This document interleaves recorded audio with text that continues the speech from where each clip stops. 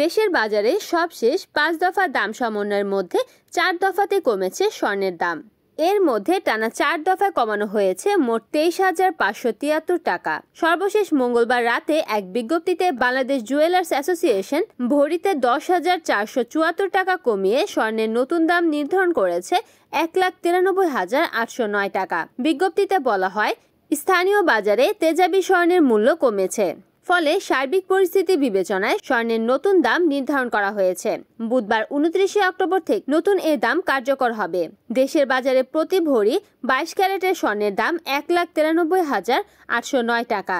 এছাড়া ২১ ক্যারেটের প্রতি ভরি ১,৮৫,০০৩ টাকা, ১৮ ক্যারেটের প্রতি ভরি ১,৫৮,৫৭২ টাকা এবং সনাতন পদ্ধতির প্রতি ভরি স্বর্ণের দাম ১,৩১,৬২৮ টাকা নির্ধারণ করা হয়েছে। সবশেষ গত ২৭ অক্টোবর দেশের বাজারে স্বর্ণের দাম সমন্বয় করেছিল BAJUS.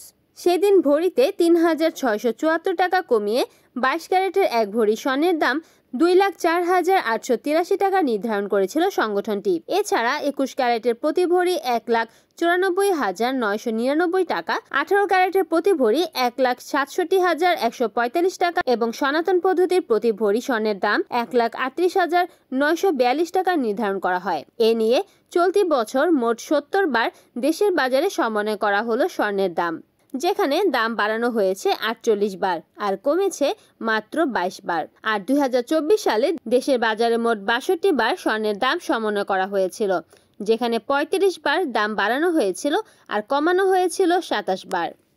Desk news, NAN TV।